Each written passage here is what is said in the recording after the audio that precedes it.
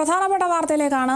കുംഭമേളയിലൂടെ വൈറലായ മൊണാലിസയ്ക്ക് വിവാഹം കേരളത്തിൽ. തിരുവനന്തപുരം അരുമാനൂർ നയനാർ ദേവക്ഷേത്രത്തിലാണ് വിവാഹം. CPIM സംസ്ഥാന സെക്രട്ടറി MV ഗോവിന്ദൻ മാസ്റ്റർ അടക്കമുള്ളവർ ചടങ്ങിൽ പങ്കെടുത്തു.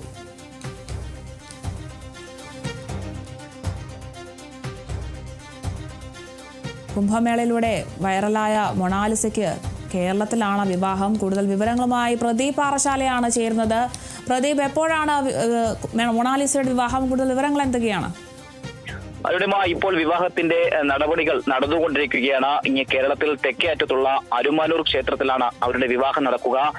കേരളത്തിൽ അഭയം തേടി എത്തിയ കുംഭമേളയിലൂടെയാണ് വൈറലായ മോണലിസയുടെയും സുഹൃത്തിന്റെയും വിവാഹം. റിയൽ കേരള സ്റ്റോറി എന്ന നിലയിൽ ഇപ്പോൾ ഈ കേരളത്തിന്റെ തെക്കേ അറ്റത്ത് നടക്കുന്നത്.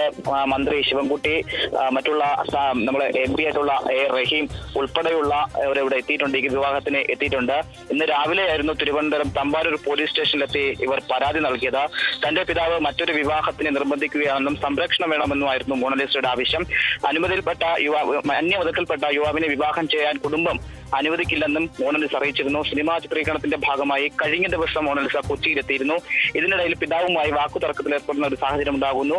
ഇതോടെയാണ് മോണലിസ യുവാവും തിരുവനന്തപുരത്ത് അഭയം തേടിയതും ഇപ്പോൾ ഏതാനും നിമിഷങ്ങൾ കഴിയുമ്പോൾ അവർ ഒരുമിക്കുകയും ചെയ്യുന്നത്. അരുണിമ, ശരി, വ്യക്തമാണ്. കുംഭമേളയിലൂടെ വൈറലായ മൊണാലിസയ്ക്കാണ് ഇപ്പോൾ മംഗല്യഭാഗ്യം കേരളത്തിൽ തന്നെ ഉണ്ടായിരിക്കുന്നത്. തിരുവനന്തപുരം അരുമാനൂർ നയനാർ ദേവക്ഷേത്രത്തിലാണ് വിവാഹ ചടങ്ങുകൾ പുരോഗമിക്കുകയാണ്.